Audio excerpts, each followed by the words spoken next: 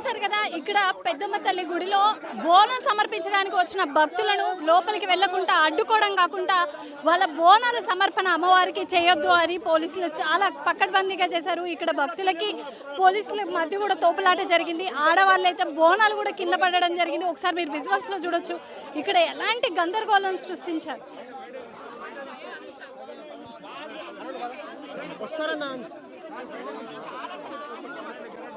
అమ్మ, ఇక్కడ బోనం సమర్పించడానికి మీరు చాలా కష్టపడ్డారు. ఇక్కడ లోపలికి రావడానికి మీ స్పందన ఏంటి?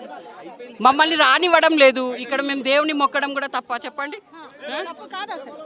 మరి దేవుని ఎలా తీసుకెళ్తారు? మా తల్లి మాకు కావాలి అంతే. మేము ఆయన బోనం సమర్పించినాము. ఆ తల్లి దయ అమ్మవారు వస్తుంది, ఈడ ఆమె గుడి నిర్వహించుకుంటుంది. మాకు చాలా సంతోషంగా ఉంది. బోనము మేము పాత పగం చేస్తుండే, వీళ్ళు మనకి రేవంత్ రెడ్డి గవర్నమెంట్ వచ్చి కూల్ చేసి మొత్తం రాత్రి వచ్చి మన బోనం చేసినాం. ట్యూస్డే బోనం చేస్తే రాత్రి 2 o'clock వచ్చి మొత్తం గులగొట్టేసారు. రాత్రి వేసారు ఎమ్మారు. కానీ మళ్ళీ కొట్లాడుతున్నాం గుడి కోసం. ఎట్లా మా గుడి మాకు వస్తుంది, మేము చేస్తాం. जय श्री राम, भारत माता की जय, जय हिंदू राष्ट्र। आज देख रहे हैं किस प्रकार पेद्दम्मा तल्ली का मंदिर यहाँ पे ध्वस्त किया गया है। मैं गवर्नमेंट को बोलना चाहता हूँ कि इससे पहले भी राजशेखर रेड्डी गवर्नमेंट थी, वहाँ पर तिरुपति में उन्होंने कहा था कि चर्च लगाऊंगा, वहीं झाड़ियों में उनकी लाश भी नहीं मिली। वैसा होगा था भगवानों से खिलवाड़ करने का, हिंदुत्व से खिलवाड़ करने का। ये पेद्दम्मा तल्ली मंदिर ध्वंसम करे రేవంత్ రెడ్డి अंतम इवरू ये गवर्नमेंट अंतम అయిపోతది।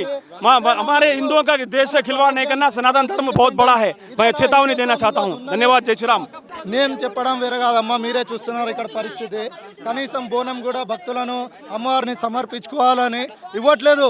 సో మగ ఆడ తేడా లేకుండా అన్న చేతి నేను కూడా పోతున్నా, మగ ఆడ తేడా లేకుండా తోసేశారు. సో ఎవరైనా పానం ఏమైనా పోతే ఎవరు తెచ్చిస్తారమ్మా? హిందూ దేవాలయంకి రానికి కూడా మాకు ఇది లేదా అనుమతి?